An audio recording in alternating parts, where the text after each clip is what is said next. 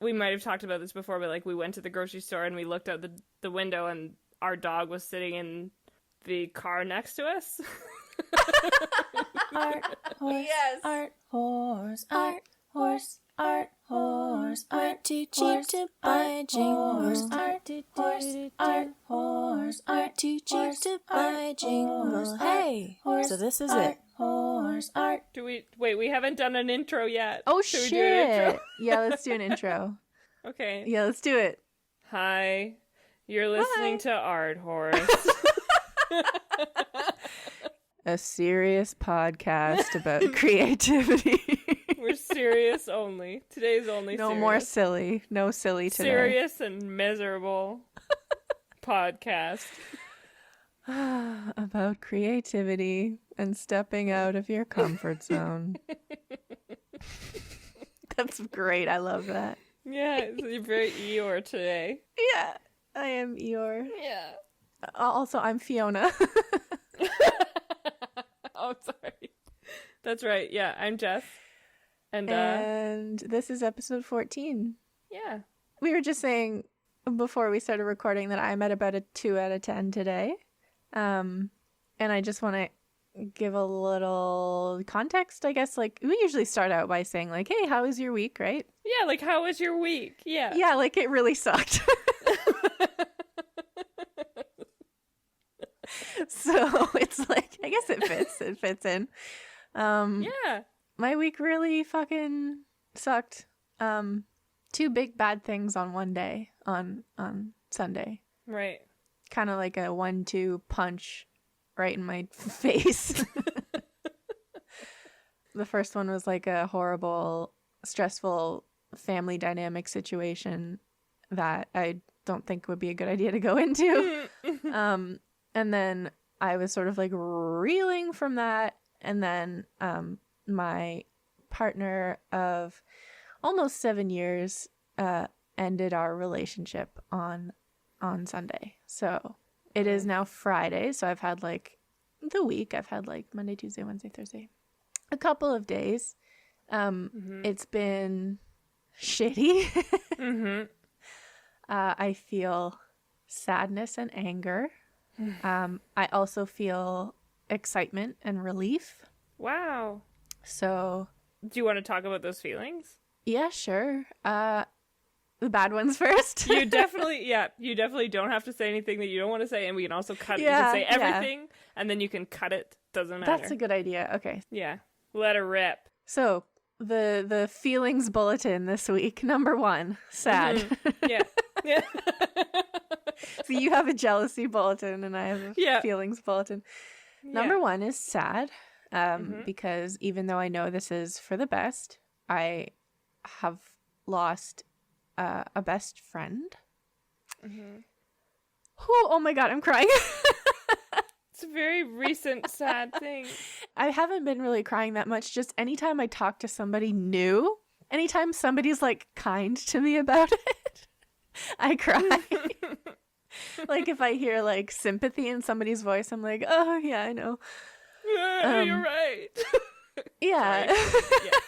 Yeah.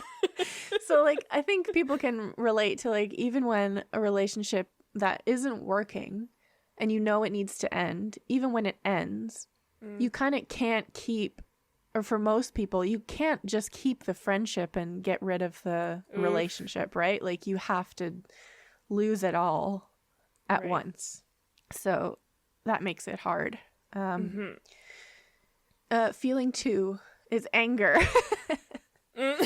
Feeling number 2 is anger, because I feel like I was strung along for a long time and I was not treated honestly. And I feel like there could have been a lot more forthrightness on my partner's part about a lot of things. And, you know, so like just anger. Also, I'm angry that he has my rabbit. So like I'll have to drive down with somebody once the border restrictions are over and go get my pet, which is a huge pain. A huge pain. And then feeling number 3 was excited because now I can kind of because my partner lived in the States, and in order to like close the long distance between us, I was gonna have to move to the States. Mm-hmm. And Which had a whole bunch of really difficult things that went along with it. Like there oh was a my lot God. of work restrictions and like Yeah, exactly. I would have to either find a job and get a work visa, which is like good luck in today's economy. And then, or, you know, get married. And even if I had gotten married, I wouldn't have been able to work or go to school. Like you can't work on a dependent visa.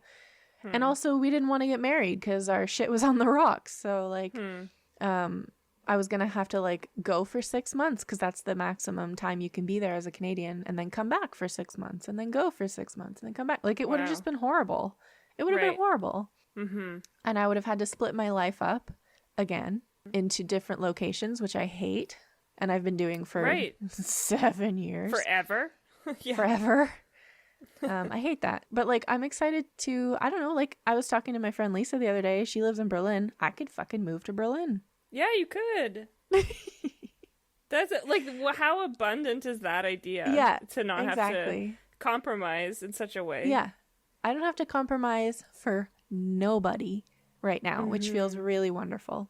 I can travel. I can live wherever I want. I can, and it was just like something very simple the other day. What was it?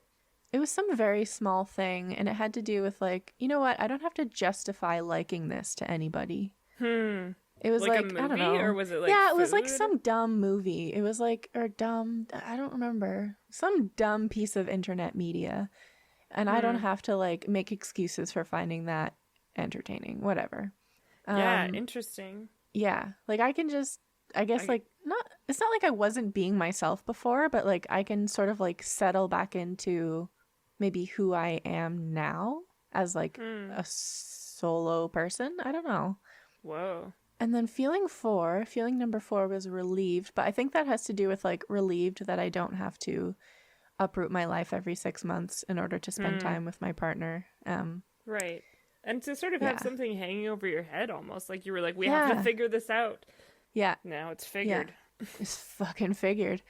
And I'm excited about Montreal because my bestie is letting me go and stay in her apartment.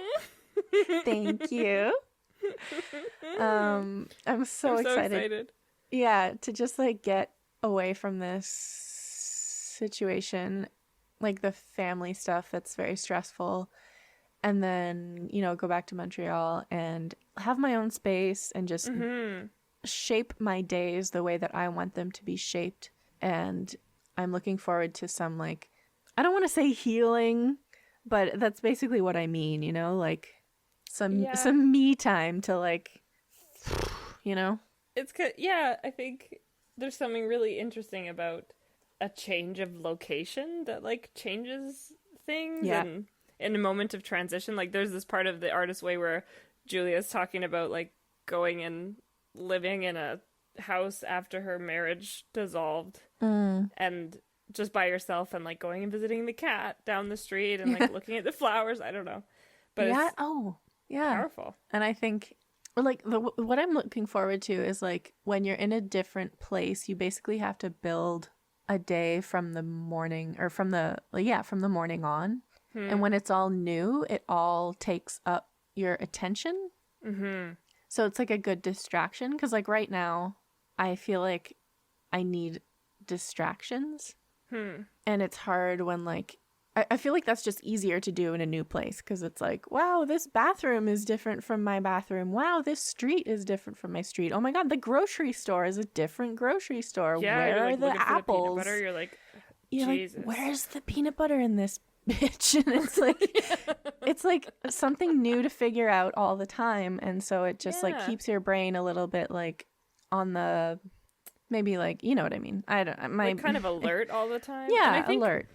Like Montreal is different than any other place I've ever lived in that way, where it's like you go to, you know, you walk for a half an hour and you're a completely different neighborhood that's like totally self-sufficient. Like they have their own own little dep and their own little park and their own little Totally. And all their own, like, whatever, art stuff and all their own grocery stores and restaurants and lots of stuff to look at. Yeah, especially, which is great because it's not like I have any friends there. And I also, like, I could, like, try to make friends, but it would be a little bit difficult. It's hard with COVID and, like, hard with, I don't know. But, like, also, there's this other part, which is, like, people are probably lonelier than ever. And, like, I don't know. I found, like, when I moved to Montreal and had no friends and hadn't met you, like, Bumble was really good. Like, Bumble BFF. And, like, I went on a bunch of dates and I, you know, liked some of the people that I met and still talked to. So, okay. It's going to be good. And even if you hate it, like, I don't know, it's not the best apartment. Like, it's light literally all the time because there's a street light outside of it. So if you have an eye mask, bring an eye mask. And also, like, I was expecting to be back in 2 weeks, not like a year. So I don't know that I cleaned out the fridge. I definitely took out the garbage. Okay. So I hope it's not disgusting. And if it is disgusting, you can just like turn around and do whatever you want. You know? Oh but my I'm pretty sure it's not. It's gonna be like new life forming in your fridge. Yeah. You're gonna open the fridge and it's gonna be shut the door. Or it'll be like this little universe forming, like micro universe. They have like hover cars and stuff. Oh Lord. Yeah. No, I'm excited about that. It's like a whole new chapter. A whole new world, whole new chapter. And then there's the excitement of like, what if there's somebody out there who's better for me? Oh my God. And now I have the chance to find them, you know? What an abundant feeling. Yeah. Or like if you even want to revamp everything, like you're like, actually, I want to try. Hang on, I'm a lesbian. Doing whatever. Surprise! Surprise! Yeah, who knows? Yeah, I guess we'll see. Yeah. So that's my bulletin. That's my excuse for being a little bit like frazzled today, and like my brain is having trouble with sentences and words. So leave me alone.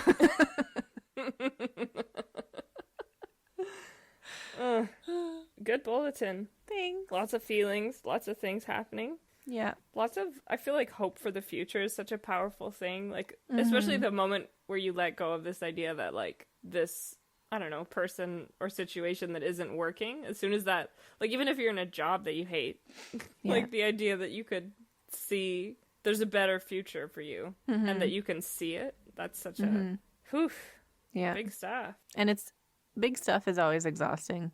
Even if it's like good stuff. Which this isn't, but even if it is, you know, it's partly good. Just like adjusting to change and adjusting to like new ideas about yourself and your life is very tiring. So I've been sleeping. And you've had a whirlwind week as well. It has definitely felt like a whirlwind. Like my mom wanted to drive us somewhere to leave before she went back to work. For the school year, and so we kind of got uprooted abruptly, and then we went to visit my grandma, which was good. But this was kind of our first week because we've been so isolated for 5 months. It was our first week of like COVID era exposure, sort of like it was our first time really wearing a mask. Like it was a whole thing. It's such a strange thing, and like the whole world has been grappling with it for months, and it's like our first time, so it's kind of strange. It's very strange. Like really hard to get used to.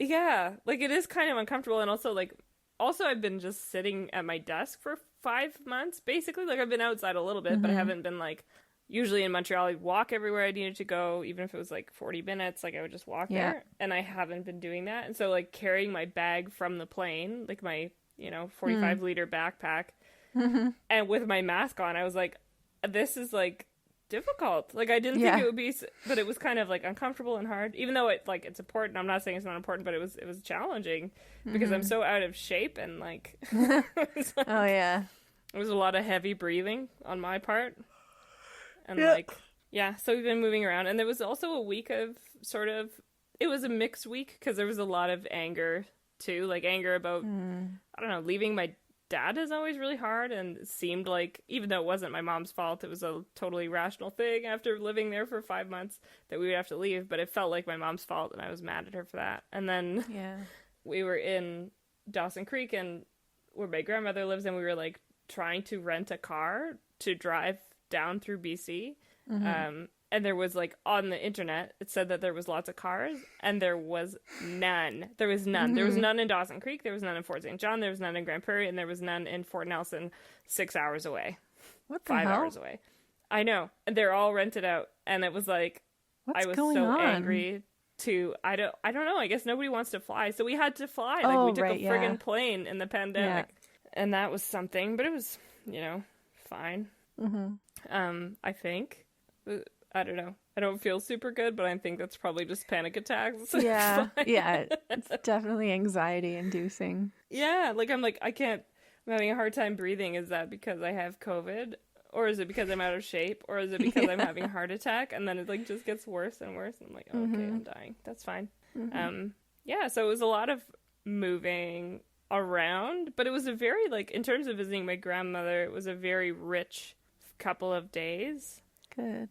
Yeah. But so last week we did, I don't know, I have a lot of stuff in this like list, and I don't know if, I think by the end of it you'll be dead. So like, you'll be tired. You won't want to listen to me talk anymore, and you'll be sick of, you know, talking. So we'd been talking a lot about like treasure hunting and like going out on the boat and stuff, and like my dad being excited to go too. And so actually, like that week we went out a lot looking for stuff, and we found, like, we dug up a lot of stuff that we had not dug up, but like got from the bottom of the lake. A bunch of stuff that had looked really cool, and when you pull it up out of the water, it just is a big disappointment. Like, what is that? Like is what? that like a? Well, there was this thing. It looked like a kind of like a rolling pin, and it had like it was like a big cylinder in the middle with handles on the outside, and we pulled it up, and it was just a piece of wood with a rod through the middle, like a roller for like a boat or something. And it was like, you don't really, I don't know, wood from the bottom of the lake is not that fun of a prize because it's kind of gross. Yeah. That's the thing. Or like, I don't know, stuff kind of looks a little different. Like it looks great. Like there was this little toy boat that was upside down, and I was like, oh, a toy boat. And then you pull it up, and it's got a rusted hole through the bottom, and it's got all these growths and like this rust. And it's like, it's actually gross. That's the thing. But it looked really cool. Turns out treasure from the bottom of a lake is gross. Is gross. But then, so we're like kind of going around and scooping stuff up, and we found a sunglasses case that we thought was going to be full of sunglasses and nothing in it. Big waste of time. But so then we were all disappointed, and then Greg's like, well, actually, when I was going around the island, I saw this bucket on the other side of the island. So we go around and we like fish out this bucket, and it was a great bucket. It was like good. It was like rusted through at the bottom, but it was kind of like, I don't know, I feel There's like a hole in my bucket, dear Liza, dear Liza. Yeah, I'm pretty sure it was that guy's bucket. Yeah. And so it was like just kind of a tin square thing with holes in it, and we pulled it up and sprayed it off, and it was like, it's kind of like they would sell it in like a vintage store, like you would maybe like, I don't know, it's an interesting thing, like it could be a flower planter. Oh yeah. But it was kind of it was cool to like dig something up and like wash it off, and it's it's like a really good way to refill your image well, even though you're not alone, but whatever. But I found that when we were on the lake looking for treasure, it was just, there was so much that was rich stuff happening. Like, there's like a baby beaver like swimming with its parent, and like it was so cute. And like the parent looked kind of irritated, and the baby was just like playing and like going up and down in the water. And like the mom would go fast, and the baby would like swim really fast to catch up. And like, it was just really cute. And like we saw a bunch of baby ducks and like baby seagulls like standing in the sandbar and like crying, like, you know how they kind of cry, and then like a tree beside them full of like adult seagulls. Like 6 adults and 2 little babies just standing in ankle deep water crying, and that was cute. And like baby eagles, and the parents are like, "Do you hear anything? I don't hear anything." Yeah, I don't hear anything. Exactly, that's exactly what it was like. And like just all of these images. Or did I tell you, like, we were just on the water and this jet ski goes by? Did I tell you about the jet ski? No. So this jet ski goes by and there's two people on it, and one of them, like the one in the back, is waving, and so we wave back and they like keep going and they go past us, and then it turns out that the one on the back was naked. Oh, so that's what you painted. Yeah. Oh, so I must have told you about the painting. But yeah. No, you showed me the painting. I showed you a picture, didn't I? Yeah. And so I had been talking about like having a hard time drawing anything. Mm-hmm. And so what I did that week, the week of the interview, yeah, I wrote down quickly just images from just experiences that I had. And so I just came up with a list of like 10 things. And then I took cue cards and I divided them into however many I needed. And I set a timer and I just drew them. And then I put them away and I didn't look at them. So it was like 3 minutes. And I had 3 minutes to draw the jet skier waving. And then 3 minutes to draw them buzzing away on their jet ski with their butt out. Their booty. Yeah. And then some big ideas came with that, which was like, you don't just have to do an idea one time. Like, you can redo a good idea. You can workshop an idea until it's good, if it's almost good. And I think, like, sometimes I think, no, I have to do this now, and it's got to be perfect. But yeah, on, like, the first go. Yeah, which it doesn't. Totally. It doesn't. And, like, there was this other one where we might have talked about this before, but, like, we went to the grocery store, and we looked out the window, and our dog was sitting in the car next to us. Yes, you did tell me that. That is the funniest thing. Yeah, so like that was one of the things I wrote down, and then I took 3 minutes and I drew it really quickly. But then later I redid it, and I did the angle differently, and I like kind of rejigged the frame so that it was funnier, and then I painted it, and it just became this ridiculous masterpiece of me and my mom looking out the window with shocked looks on our faces, and then the next frame is like a car with the silhouette of a dog in the backseat, and then the last frame is the dog pretending not to see us, like kind of looking at the side of his eye, and it just became such a delightful thing that like couldn't have possibly came about if I hadn't made myself go for it, I guess. Yeah. So setting a timer was really good, and also putting it away and not looking at it for a few days was really helpful. Those sound like really good strategies. Yeah, and I think like there's a lot of memories from the summer, I guess, or not the summer, but the 5 months that we were home at my parents' house that I think it would be interesting to go through and like write down things that I remember and then draw them. Yeah, because you never know what's going to come up, and I found that might be a fun activity for me too. Because like it's low commitment. Low time commitment, low energy commitment. Yeah. I think that might be something that I could do this week. I think you might find it kind of fun. And I think, like, the drawings come out so preciously. Mm-hmm. Like, and something that I took from Linda Berry's book was, well, there's one in particular anyway, where it's a frame and you have a subject, a cartoon person's head or whatever, and you have to use a bit of solid black and a bit of pattern. And I feel like that really makes simple drawings kind of beautiful. Like the contrast is really interesting. Anyway, that helped, because then I could use a big fat marker to like color in the trees and like not have to make it all detailed or anything. So that was my last week. And then last week you were at your grandma's. Yeah, this week was all at my grandma's, and like I think something that was interesting about it, there was no, like, we spent more time talking to each other than I think I've ever spent talking to anybody. Like, in my, like, you and your grandma? Well, like, me and my grandma, my mom, and Greg. Because, like, we weren't, like, on our phones. We weren't watching TV in the background. We were just kind of, like, sitting around in the living room. Or, like, maybe two of us would go out to visit the cows and, like, or go to town, and the other two would do something else. And so it was a lot of, like, not checking my phone. Why weren't you checking your phone? I think it was because I knew that it would be really not polite to my grandma, kind of. Like, right. I think that was why. Whereas, like, with my parents' house, like, my dad's on his iPad and my mom's on her computer all the time, and the TV's always going in the background. So there's not necessarily that unspoken contract of we're paying attention to each other. Mm-hmm. And it was like, there's not somebody like sitting there waiting to like chat. Engage with you. Yeah. I don't know. So it just kind of felt different, and like it was really strange because like all of these things that I don't know, like I played a lot of piano while I was there while people were in the other room.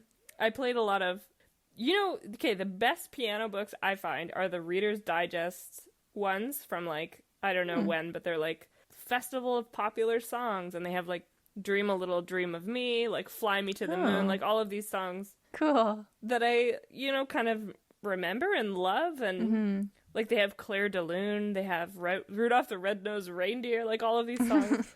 Oh, they had On Top of Spaghetti was in there, like On Top of Spaghetti. Yeah. It's like, and it's a very like playful tune. The Entertainer is in that book. Da da da da da da da da da. Oh yeah. Oh and my like God, all of this stuff that's like familiar and kind of silly, and like it was just so pleasurable to sit down and like have an actual book to look at, because I think like at my parents' house there's a lot of classical music, but I haven't heard of a lot of it before. Yeah. And so it's just so fun to be like, I know the words to this song, and so I know the melody, and I can guess, and like it was just such a joy, and I just love that. That reminds me, I love that too.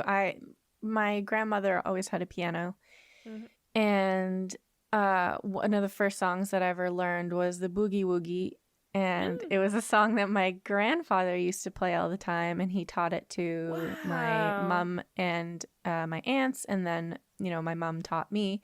It's a very simple song, and it's just like a bunch of chord progressions, but it's the one that goes do do do do do do do do do do do do do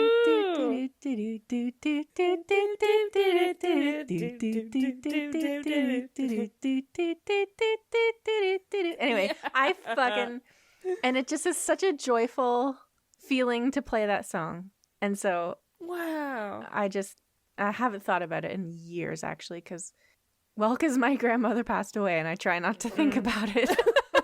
Fuck. Right, I've actually buried that quite deep. Now here it is. But it just, I guess I'm just saying I know totally what you mean. Like playing those songs that are so classic and like funny. They're funny songs. I love funny songs, and I think that was a difficult thing of like learning classical piano is like none of them are like, I don't know, there's not really crowd pleasers in like classical music, like I mean Canon in D, like Fur-Elise, like all the ones that people know, but like there's some about songs that people know the words to that and it just made me feel like what I really want for myself in my life is to be able to be like a party pianist. Like someone who sits down and like plays in the background and maybe people sing and like exactly. It gives you the opportunity to like bring people together and doing something really fun. Yeah, like, to have the power to do that is really cool. Not power, I guess, like such skill. A special thing. Yeah, it's like a party trick kind of. If you could just like play them, and I think like something that I used to do as a kid was commit piano songs to memory. Yeah, me too. I haven't done that in so long, or like even like violin, when I was learning the violin, like committing jigs to memory. Because I was only playing them by ear, like the teacher would play and then I would copy, and it was like she would send me a song and I would go home and be like try to figure it out, and I feel like I miss music. Like I haven't been able to play anything since I couldn't really play at my parents' house, and like in apartments it was really difficult, even though So that was a really big source of joy that came out of that. But also, like, just sitting around and talking was interesting. Like, we were just talking about nothing. Like, talking about, like, what do you think the difference between a river and a creek is? And, like... Are you serious? My mom and I had that exact conversation this week. Oh, my God. Why is it on everyone's mind? Oh, my God. If anyone else had that conversation this week, let us know. That is so funny. We were saying a river and a crick. What's the difference? And my mom was like, well, it's regional, or it has to do with Oh, I forget. Right. I probably wasn't listening. You could be like, we had that conversation. The size, or size, like whether it's fresh water or salt water, or is it because it goes into the ocean and not into another river? Like, it's so interesting. Where it comes from. Oh, that's so funny. What a strange thing. Yeah. Just like thinking about those ideas that we don't really know that, like, there is an answer. There's obviously an answer. There isn't actually that big of an answer between a river and a creek. It seemed like there's a lot of gray area. That's up for debate. That's controversial. Right. Yeah. But like those things are things that you could just Google and put to rest. But we talked about them, and then the conversation would be over. Yeah. Yeah. And so, that was kind of interesting. And also, like, my grandma on her coffee table had this book, Instant Juggling or something like that. And she had these, like, juggling balls. Oh. And so she'd been, like, practicing and she could never do it. And then Greg comes in and Greg could juggle. And so he was, like, we were going through the tricks and, like, reading the tricks out. And he was, like, doing them. Oh, and it was just fun. And, like, just moments of, there's this one moment that I would love to draw because it was so hilarious to me. It was, like, Greg is juggling and I'm sitting on the couch watching him. And then my mom comes in. She kind of walks in and then Greg's like, do you want to be in the show? And she's like, yeah. And then she's got this like smile on her face and her hands are out. And then he kind of tosses her a ball and she doesn't move. She just lands on the floor. And it was just so perfectly like, it was just so funny and joyful and like ridiculous. That would be a really funny thing to draw too, I think. Yeah. Just like the last two frames are basically the same. Yeah. Yeah. Just the ball. Yeah. And it was just so fun. And I always look through my grandma's books because she's got a lot of like old interesting stuff. And one of her books was like the 100 top poems of Robert Service, who was like, the cremation of Sam McGee. Yeah. Yukon, Klondike, Gold Rush poet. Yeah. So I had been reading it, and then I went and I got the book, and I read one. I think it was like the Ballad of Casey's Billy Goat or something, or it was something about a goat and a guy named Casey, and it was hilarious. Like, it was such a good poem. It's like about a guy whose goat will go with him anywhere he goes, and he eats this lady's shawl, and then he saves the guy's life when he gets drunk and passes out on the railroad tracks. He throws up the shawl, not to be like a spoiler alert, like a guy lives, but it's such a funny poem with the twist on the end, and like we're like engaging in all of this stuff, and like my mom was reading some of them, and like it was just so interesting to be so engaged with each other, and also to be sort of engaged in art, like I've never really read poetry, but like reading Robert Service's poems, like it's interesting to read words that have rhythm, because then if you don't know where the rhythm is, it's very uncomfortable. Like there were some poems that I was like, I can't read this because I don't know how it's supposed to sound, and that was a strange experience. But like engaging with juggling and piano and poetry and just chatting, it was just so it felt really good. And like we went out every day to look at all the cows, and they're just so cute.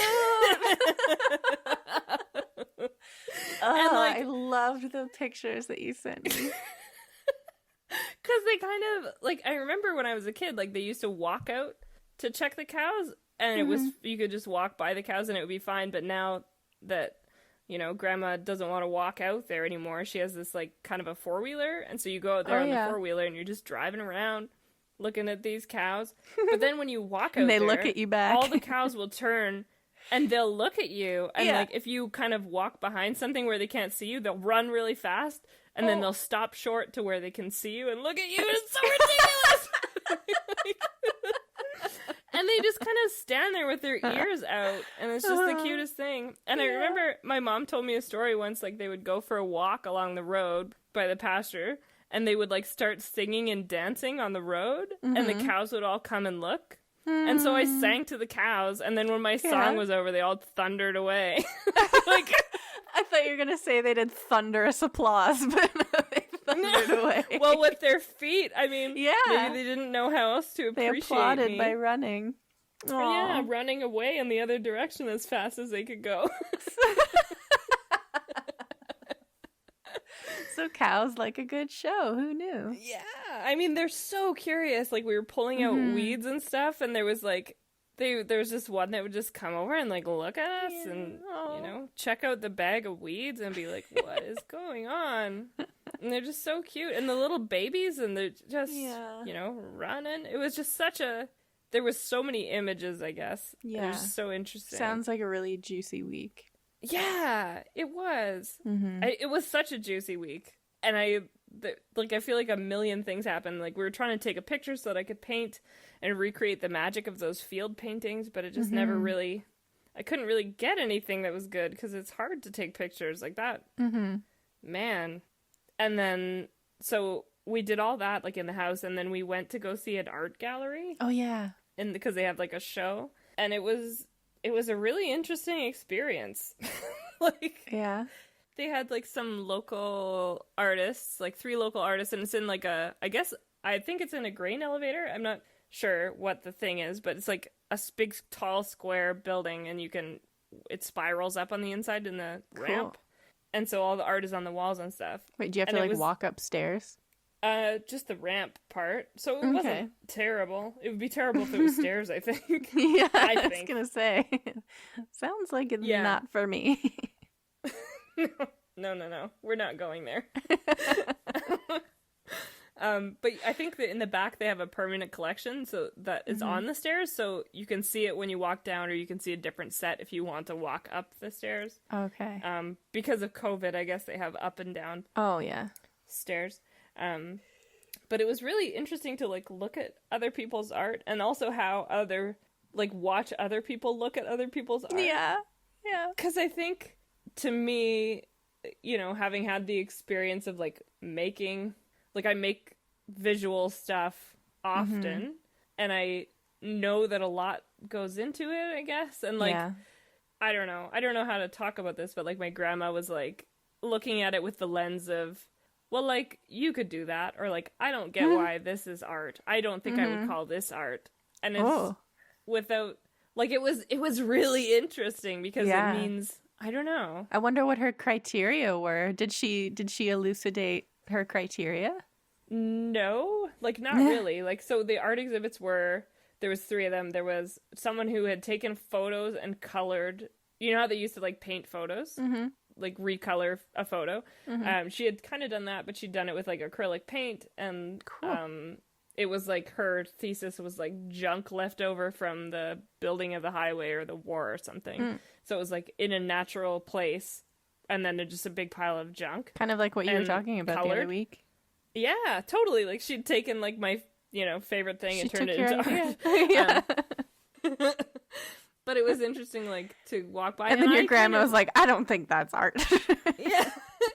Like, yeah, I mean, kind of. But there was one that I really liked, and it was, like, this mixed media situation where she had paper, but she had, like, sewn on the paper. And it was about kind of a journey through life, I guess, and nature. And so there was, like, an anatomical picture of a person cut out, and then there would be, like, ripples of water sewn around her feet, like she was standing in a little pond thing. And there was, like, you know, on a map where there's different lines, like there's dashed lines and there's dotted lines, and so those were all in different colors, and it was just so interesting to me what she was trying to say. And my grandma was saying, like, I don't think that's art, or, like, I don't get why this is, or, like, you could do that kind of thing. Yeah. And I feel like that's an interesting thing, because it's like, I don't know what to say with this, because I think I would like to talk to her about what it did mean to her without, like, you know, like, speculating, or, like, shitting on, for lack of a better words, like, shitting on her, what she thought about it. But it did feel like a missed point, I guess, to me, almost. And, like, it made me think of, like, what does it mean to appreciate art, and why does art feel, like, inaccessible to some people? Like, why? Oh, yeah. And, like, why? I don't know. And there was some stuff that I did not really like. Like, there was some photos of a guy.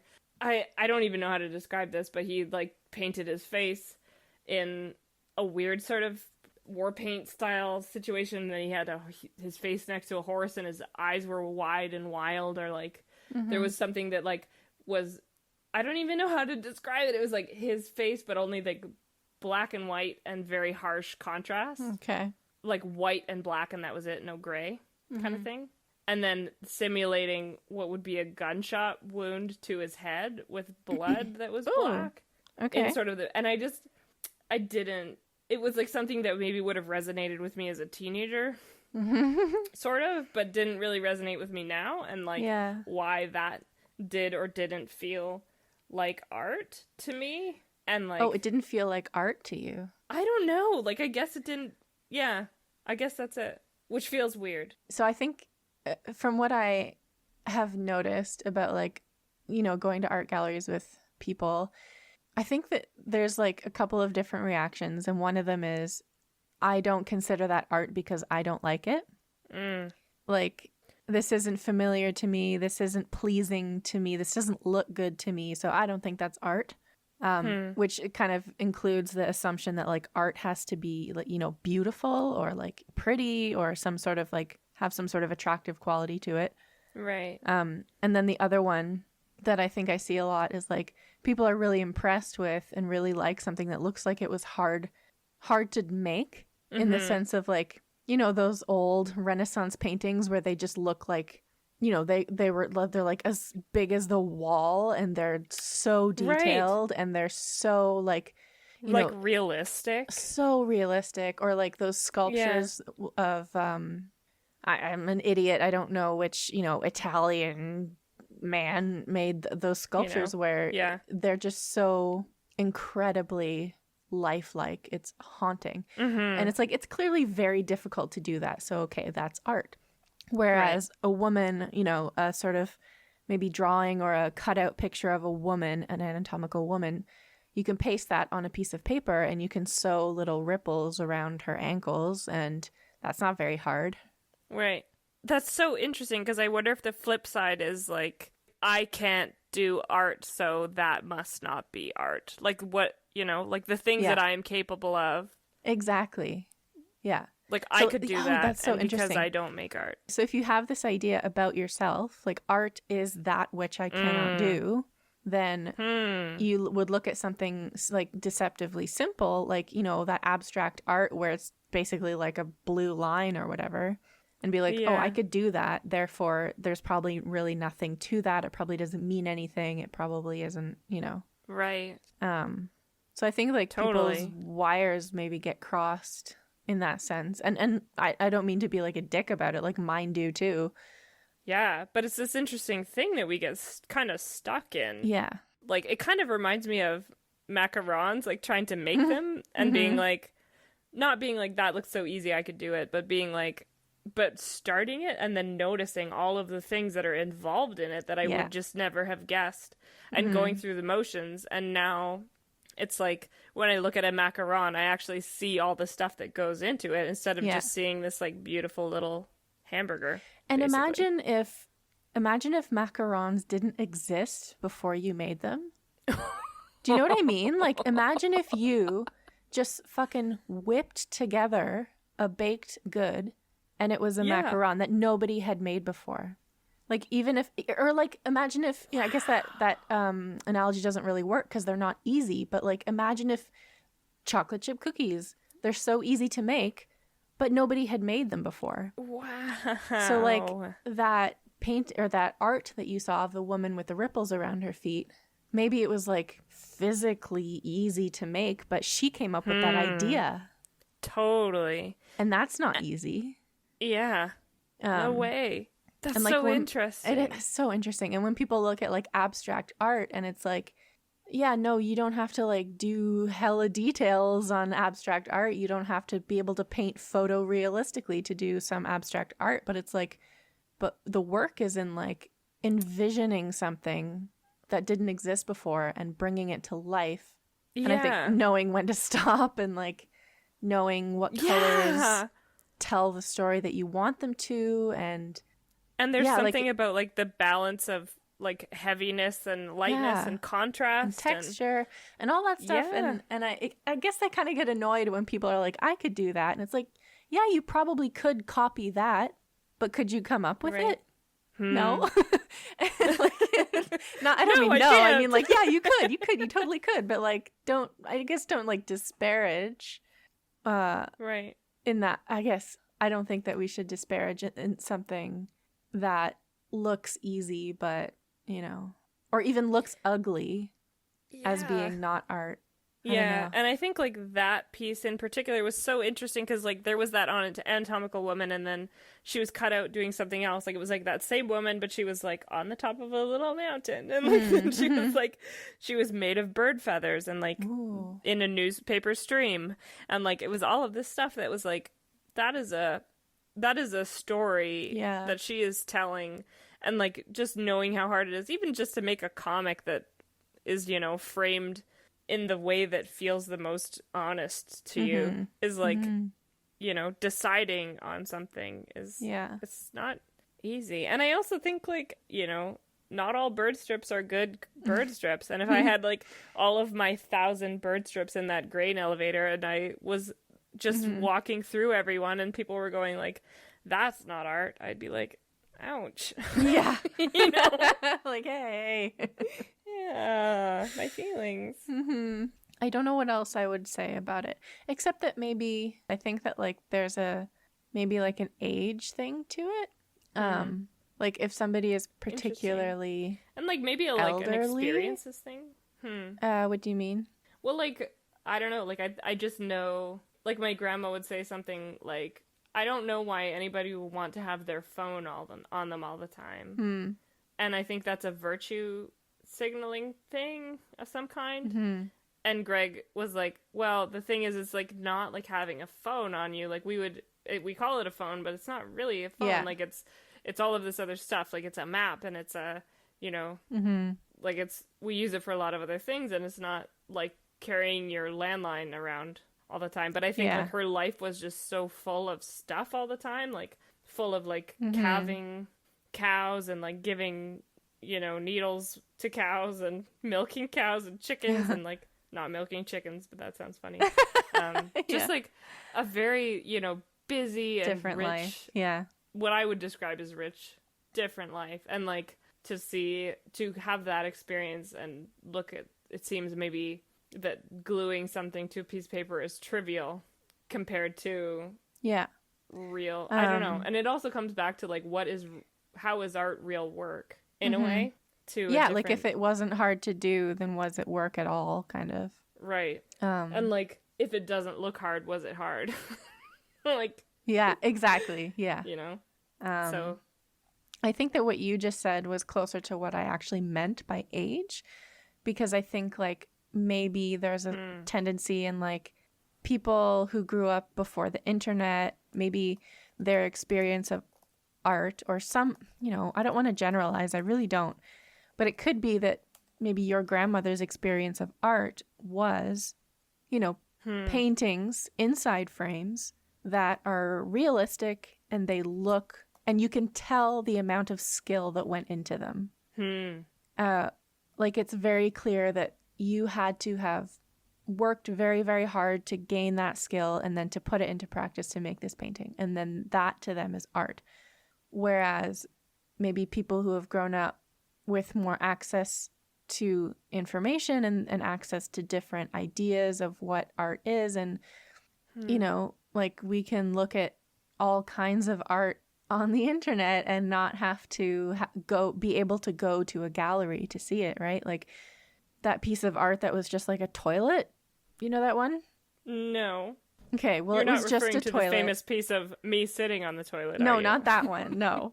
It was literally just a toilet. And people were like, come on, you're taking the piss. And he was like, no. But, or like, what's her name? That woman in New York City who just like sits on a chair.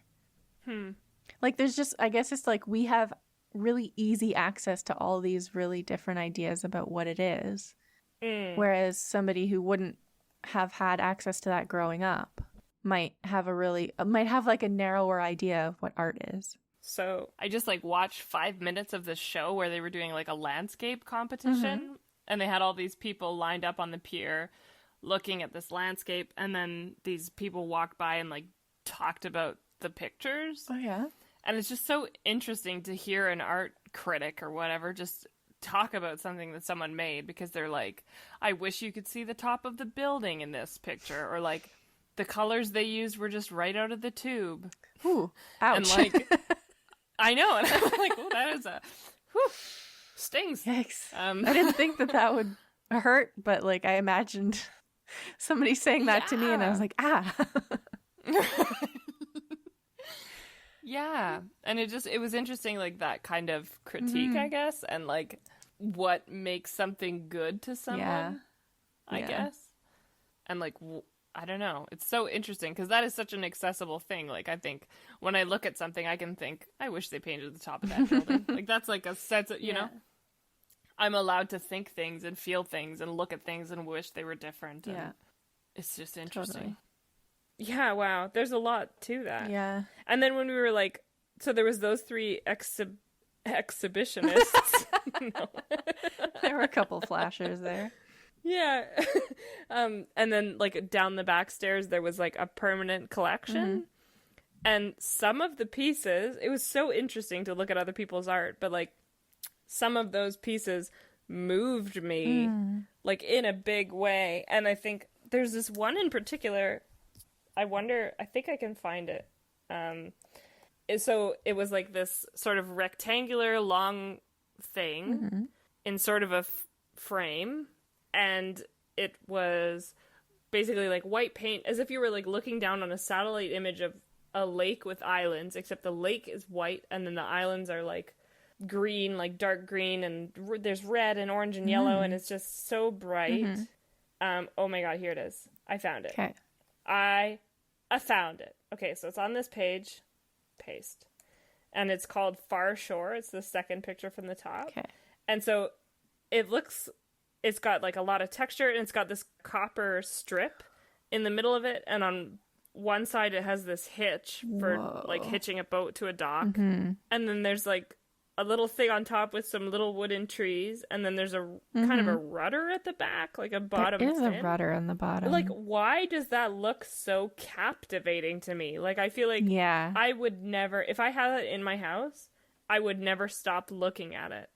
I would love, like, and it's so interesting, the things that just catch you, and like, I can't explain why I love that. It's so strange. Yeah, it is.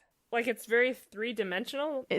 Yeah, I like that there's like the painting and the frame, and then it's like, just kidding, it continues outside of the frame too. Just kidding, this is a boat and a dock and a forest. And yeah. Oh, it's so cool. So there was that, and then there was, I'm going to send you a photo of another piece that I feel like, I actually might have sent this to you, I'm not sure, but I loved it. And it was like this, just a house in the woods in oil, and it made me like really want to do oil painting, and it just looks so warm. I think you did. I think I did send it to you. Yeah. So warm. And like, I love that. It just captures something really special. And I think like that day, like we went to the art gallery and I saw those things that I loved, and then we went to like the thrift store and I came across those like three ladies playing instruments. Yeah. You got that at the thrift store? Yeah. Oh. And so it had this, it was really interesting because they had this wall and they had all of this art mounted on it, and it's like, you know, thrift store art. There's like some original paintings and some, you know, Walmart paintings, and then there's like this piece, and it's like beautiful bright colors, like yellows and blues, and like it's just these three ladies with like full glam eyeshadow playing a violin, a flute, and a drum. And it's just this, it's this beautiful like girl gang portrait of, I don't know, it's just so nice. And so I'm drawn to it, and I go and I pick it up off the wall, and on the back it has this like certificate of authenticity on it. Ooh. And it's like $20, and it's by, I don't know how to say his name, Zamy Stainovitz. And he like, I don't know, it was a print, and on it says like 250 out of 300, so it's like, you know, it felt really special, and I wanted it, so I bought it. Snatched it up. Amazing. Yeah, and it felt like good to spend money on things that make me happy. Like there was something so special about it. Yeah. Yeah. It's like, then, yeah? I was just gonna say, it reminded me of, I actually like to my surprise, I did some artist's way this week in my torpor, and I was reading about luxury and abundance in chapter 6. And she says, like, ooh, yes. Yeah, you have to sort of like treat yourself, and you have to pamper yourself, and you have to basically baby the child within you. And if that means buying, like, it doesn't always mean buying things. Like, it could mean like picking a bunch of pretty weed flowers and putting them by your bed, but it could mean like if you want weed that. flowers. Yeah, not weed, but like, you know, like Queen Anne's lace and stuff. That's what I was thinking of. Yeah. Or it could mean like, you know, spending $5 on something small that gives you a lot of pleasure. In order to, and what was the purpose of that? The purpose is like to, oh shoot, my notes are like upstairs, but it has to do with like maybe get acquainted to what you like and pay attention to it, take it seriously. But also that pampering thing, like pampering yourself in order to, because I guess a lot of, you know, she says a lot of blocked artists have this idea that I can't have what I want. Like, I can't, you know, be a dancer, which is what I want. I have to instead be, you know, a bartender or a teacher or whatever, because that's what will pay the bills or whatever. And it's just the idea of abundance is something that you can sort of like tap into. And you can sort of awaken that in your life by not depriving yourself of the small things that you want. Yeah, and just like letting yourself like something and letting yourself, I don't know if I want to say have it, but kind of have it. Because I feel like sometimes you're like, I need to suffer for this to be valid. Or I remember there was a time when I would spend a bunch of money on chocolate bars, but I wouldn't buy an avocado for myself because I thought they were too expensive. Like that kind of weird money worth mismatch. Totally. Yeah. So that was good. It was a big week of like a big juicy week of paying attention to things and engaging with them and observing, and you know, it was nice to be in a different place and see different stuff. And the vampire ladies was just like another part of that day where we went to the art gallery, then we went to, you know, the thrift store, and we went and we looked in some other stores. Like I don't know, I missed that. Like after 5 months of not looking at other people's stuff, like going in and just looking felt really special. There was this kind of an alley where there was old sort of murals, and there was this one with these 3 ladies hugging this, I guess, a telephone pole. It was like a tall... Oh, yeah. Yeah, and they're like, it's on sort of plywood, so you can see the grains of the wood through the paint, and the paint is chipping off, and someone has graffitied black sort of fangs on these women, and it's, and like kind of an upside down cross on their forehead or like something, and it's hilarious to me. Like, it's just so ridiculous and kind of special. Like, it made it special and strange in a way that like it probably was before, but now it's extra strange. And so like I found myself just taking pictures of stuff that was interesting and good, and so lots of cow pictures and those ladies. That sounds so good after 5 months of like being in one place.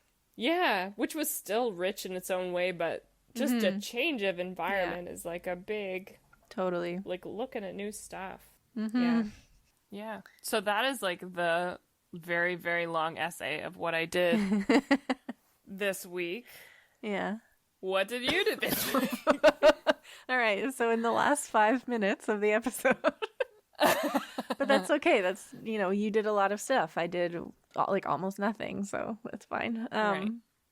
I was very, very depressed this week, and I did a lot of sleeping. And one of the things that I had wanted to do this week was work on the toilet painting, but it was so, it takes such concentration. Like, to start to paint for me takes such concentration. And then once I get into it, I can really like just go with the flow. But I didn't have the energy to do that initial, like, okay, where are my paints? And I need to clean the palette, and I need to you know, having a space that's ready for you to go. Cleaning up the desk. It just wasn't, I just didn't have it in me.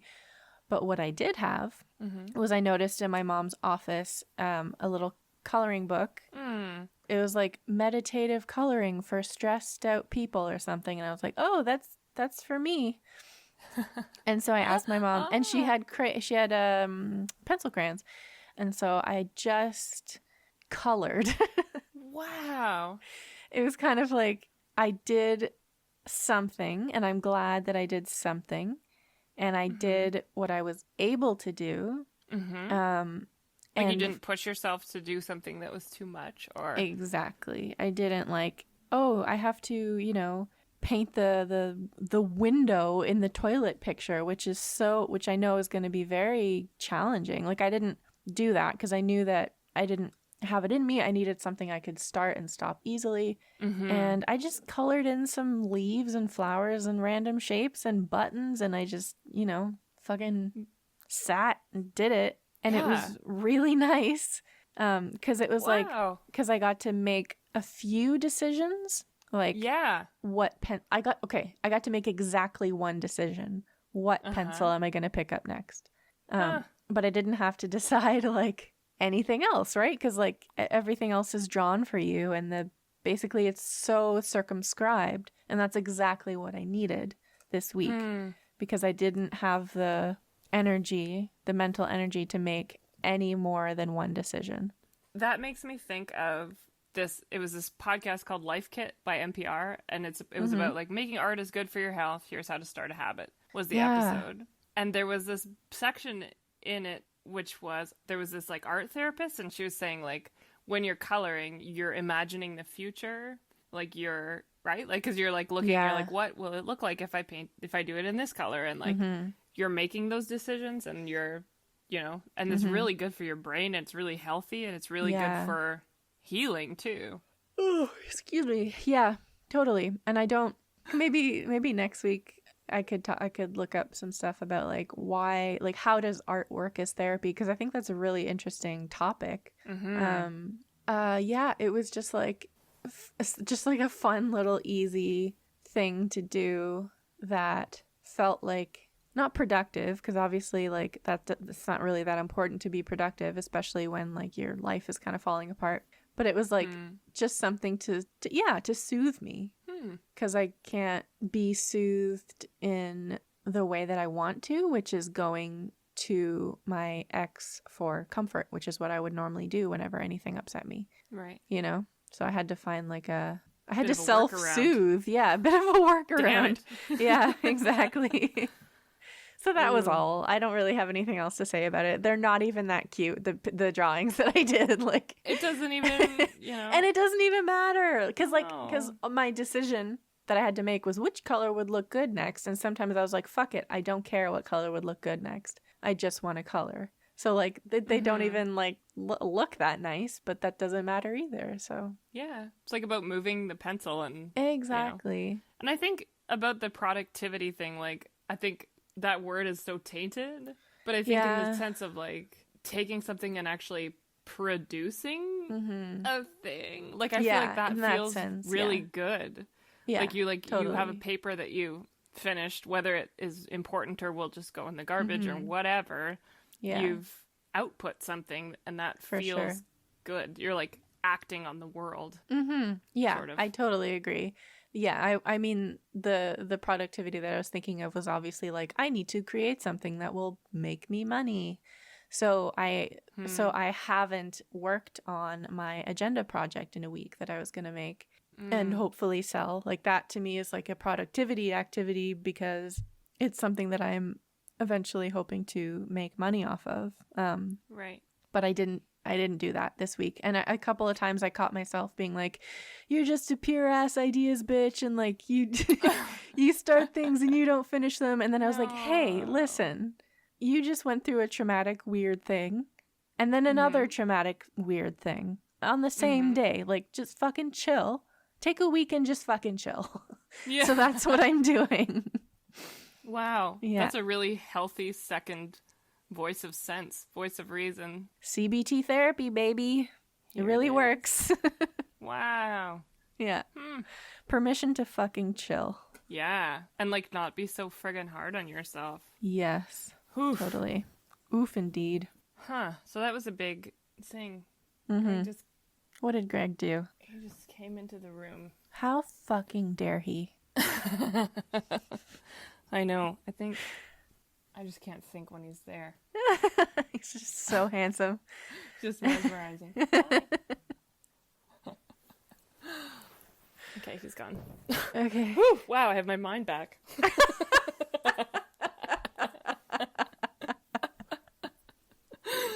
That was super cute. I imagine like he came in and then you turned and looked at him with like these hearts in your eyes. And then he like just gets something and leaves and then you're just back to normal. Yeah. Woo. Shake it off. Shake it off. Where did I go? Yeah. Oh my lord. I guess our last sign off is like, what are you looking forward to this week? What's coming up? So Sunday is my last day to just fucking chill and just like kind of mope. And is that because you gave yourself a week, or is there like something? Yeah. Okay, so you gave yourself an arbitrary number of days to mope. Exactly. And I feel like that will be plenty of time to you've done your grieving. You've put it into a schedule. I've done my active grieving. Okay. Or I will have done. And I kind of, because like, you know, when something big bad happens, you kind of are in like a state of exception for a little bit where you're like, oh, things aren't normal and I can't really cope. But I feel like I'm coping pretty well, like, given the circumstances. And like I think next week I'll be able to get back into some of the things that I know give me joy. Like I really want to keep working on the toilet painting, because I just love that photo, and I really, really am excited about giving my interpretation of it, and showing it to you. Like I'm just really excited about showing you something. I'm so excited to see that. Yeah. So this coming week, I really want to do that, and I also want to continue to work on my planner agenda project that I started a couple weeks ago, my big idea. Big juicy project that I'm really excited about. And I think it'll be difficult because we're moving in like a week and a half. Wow. So there'll be a lot of packing and lots of things to do in that meantime. Moving is awful, but I'm kind of grateful for the distraction, you know? Right. And something to do all the time. Totally. Like there's always packing and I think sometimes like packing up an apartment, you like look at stuff too that you haven't seen in a long time. Yeah. So it's like an images thing, even though totally. It's a pain in the ass. Yeah, exactly. Wow. At the end of our episodes, I always feel so much better. Like I feel really lighthearted and I feel good. Yeah. Good, me too.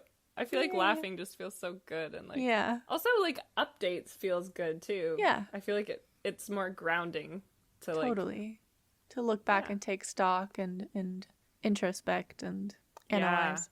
It's good. It's good. It's good. Shall we say our things? Okay, for it. Thanks for listening to Art Horse. Art Force. I laughed so hard when I heard that. I know. Your dad.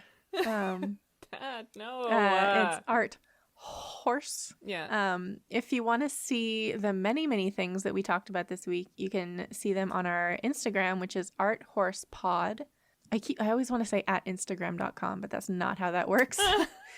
And if you want to contact us about anything, really, our email address is arthorsepod@gmail.com.